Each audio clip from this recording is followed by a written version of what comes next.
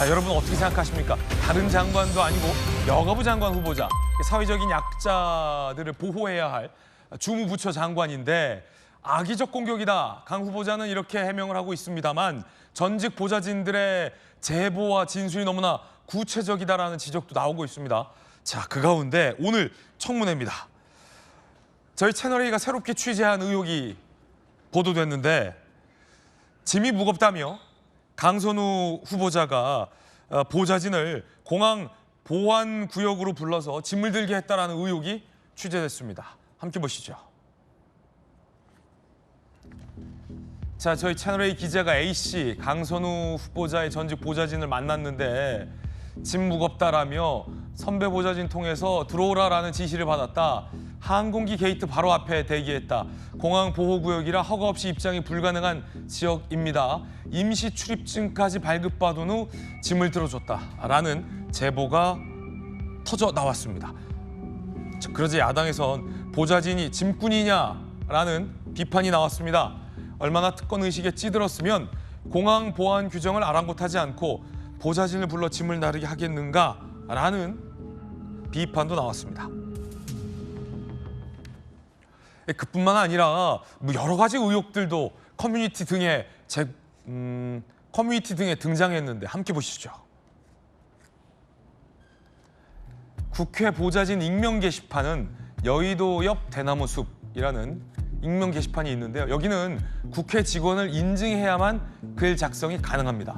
그 글 중에는 강선우 후보자를 겨냥해서 10분마다 욕, 문자, 고함, 많은 보좌진들 정신과 치료, 가전, 가구, 견적 비교도 지시, 명품 구매 심부름도 있었다.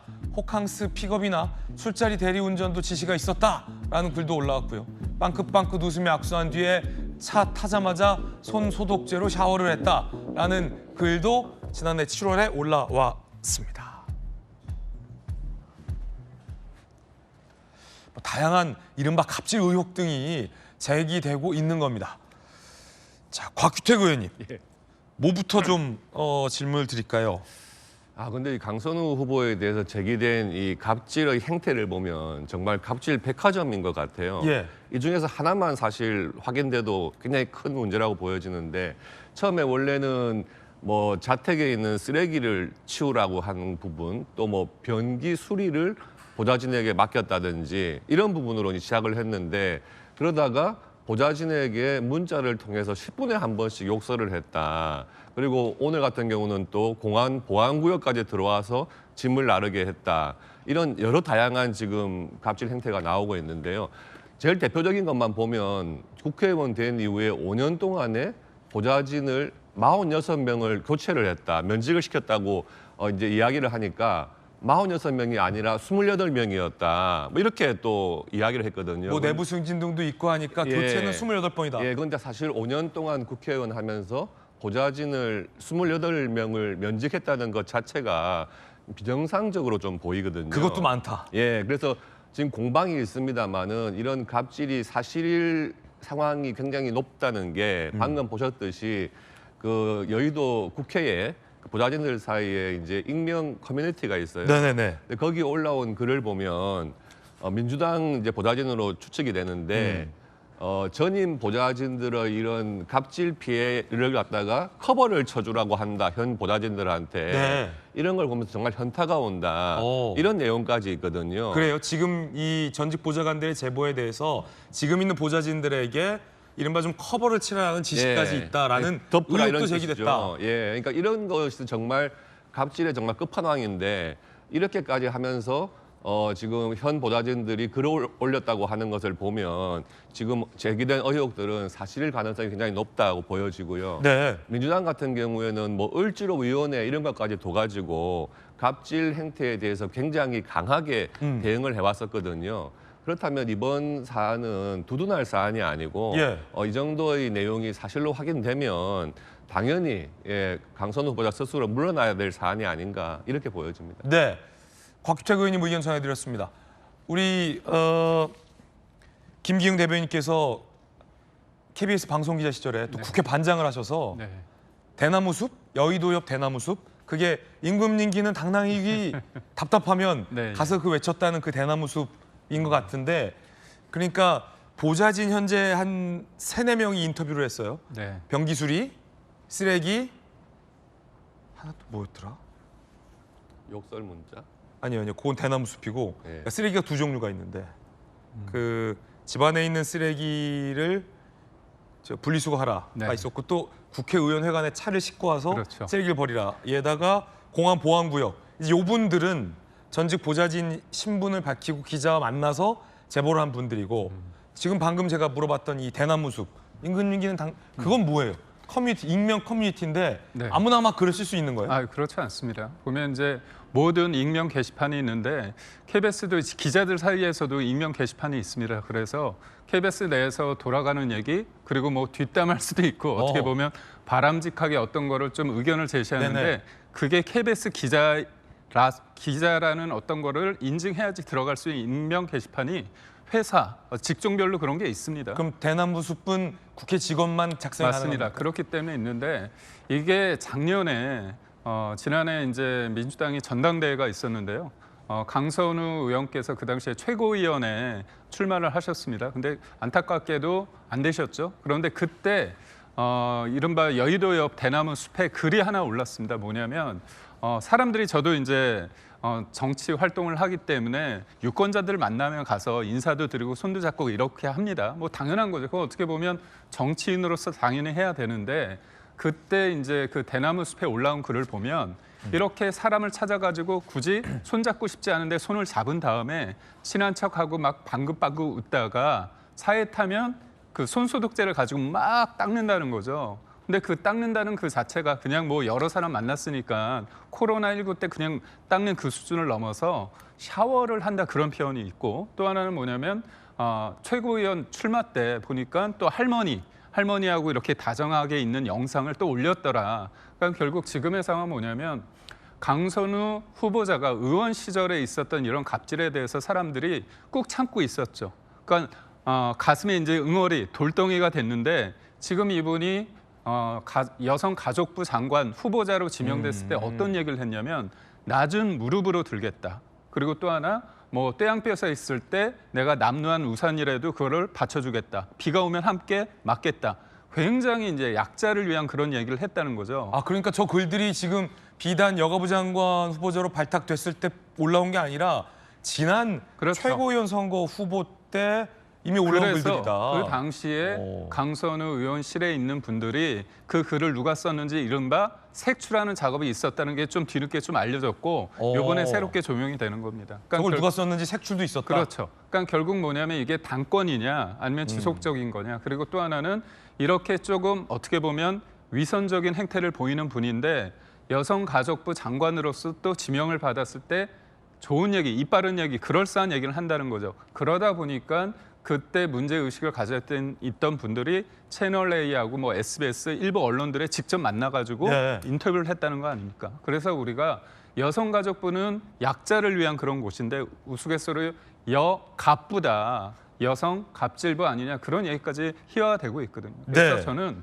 문제가 발생했을 때 그래도 자기와 같이 했던 사람이기 때문에 그렇다면 일단은 내가 많은 것을 노력을 했지만 부족한 점이 있기 때문에 이런 부분에 있어서는 내가 사과를 한다. 이래야 되는데 결국은 뭐냐면 좌표를 찍어서 이 두 사람은 결국은 뭔가 소통이 잘 안 됐고 문제가 있었고 근태가 문제였기 때문에 이 사람은 법적 조치를 취하고 또 더더욱 전 문제라고 보는 게 그런 해명을 국민들 앞에서 하면 되거든요. 그게 아니라 민주당 청문위원들한테만 알려줬다는 거잖아요. 그건 뭐냐? 이 사람들은 문제니까 당신들이 날 도와줘. 이렇게 편을 갈라서 하는 거죠. 그런 측면에 있어서 이건 굉장히 본질적으로 잘못됐고 또 하나 마지막으로 제가 말씀드리고 싶은 게 뭐냐면 지금 김병기 원내대표께서 네네. 이 문제에 대해서 문제가 불거지니까 기자들에게 기가 찼다. 이 언론에서는 이거 명예훼손해도 되는 거냐 하면서 이거는 기사거리가 되냐 이렇게 말씀을 하셨습니다. 예. 그러니까 저도 한때 기자였기 때문에 이게 왜 기사거리가 안 됩니까? 이건 그래서 기사거리다. 아니 기사거리 이상인 거죠. 그런데 왜 당에 민주당에서 책임 있는 분이 이거에 대해서 사실상 언론을 제가 볼 때 입틀막 하는 거거든요. 예. 이런 거는 참 잘못됐다고 봅니다. 김기용 대변인의 의견도 전해드렸습니다. 자, 그럼 여러 가지 의혹에 대한 후보자 본인의 해명과 반박도 전해드리겠습니다. 함께 보시죠.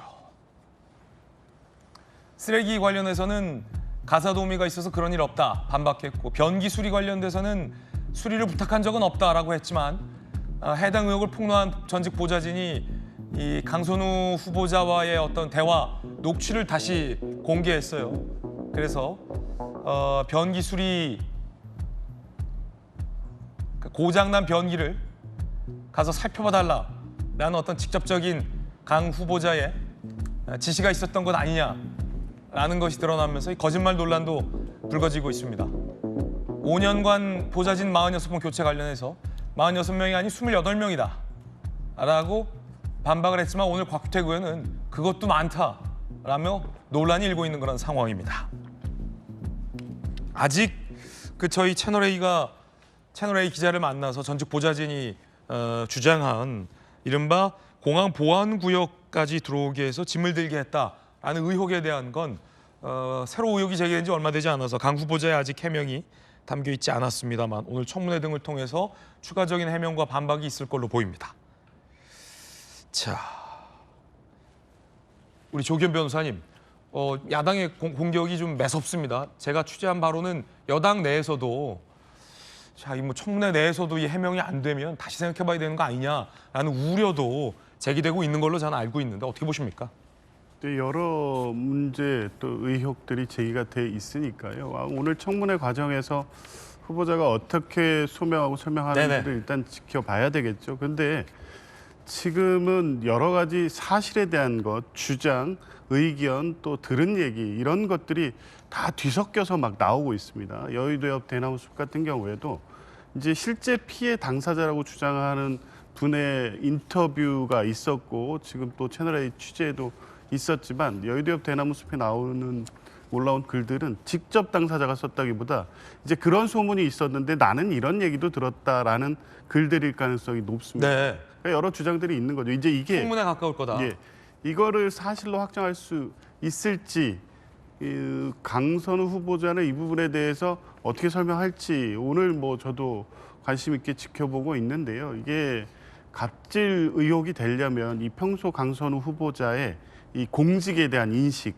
그리고 보좌관과의 관계가 이 공적인 어떤 역할을 같이 나누는 어떤 이런 관계라기보다는 자기가 임용권을 가지고 생사여탈권을 가지고 마음대로 할 수 있는 사람이다, 이렇게 생각하고 그게 저런 행태로 나타났다는 것까지 연결이 돼서, 그래서 이번에 이 여가부 장관이 된다고 하면 똑같은 상황이 발생할 수 있으니 그러니 이제 부적격이다, 이렇게 논리가 좀 연결이 돼야 될 텐데, 몇 가지 얘기들을 가지고 지금 갑질로 사실 확정을 할 수 있느냐, 이 문제 제기는 일단 할 수밖에 없고요.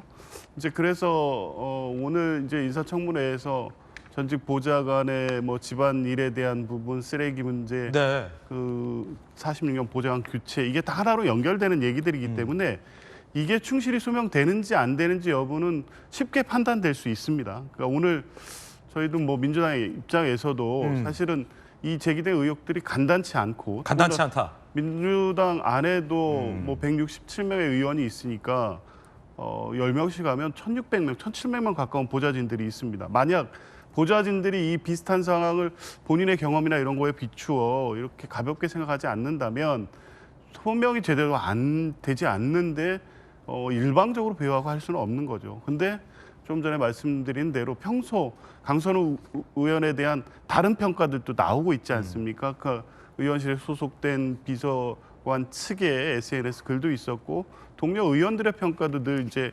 의원 개인을 볼 수도 있고 그 방의 분위기를 또 알 수도 있으니까요. 다른 평가들도 있기 때문에 지금 나와 있는 얘기가 실제 갑질에 해당하는 정도의 심각한 문제였는지, 아니면 이 통상 있을 수 있는 관계 안에서 발생된 일이 확대 과장돼서 그 부분에 대해서 면직, 사직 처리된 보좌관이 의원에 대한 어떤 감정을 드러내고 있는지는 오늘 청문회를 보면 확인될 수 있을 것 같습니다. 네. 앞서 말씀드렸던 것처럼 변기 수리 지시 의혹이나 아니면 집안 쓰레기를 국회 등에 갖고 와서 대신 버리게 했다라는 의혹 등은 구체적인 전직 보좌진이 본인의 신분을 밝히고 언론사의 취재 기자를 만나서 제보한 내용들입니다. 그런데 이 대나무숲이라는 커뮤니티에 올라온 익명의 글, 그러니까 10분마다 욕설을 했다, 명품 구매를 대신 시켰다, 휴가 기간에 픽업을 시켰다, 아니면 악수하고 손 소독제로 샤워를 했다 등은 국회 직원을 인증해야만 쓸 수 있는 커뮤니티에 올라온 글이긴 합니다만 익명이고 그리고 당사자가 직접 이런 지시를 받았는지 여부는 불확실한 부분이 좀 있다라는 말씀 드리겠습니다.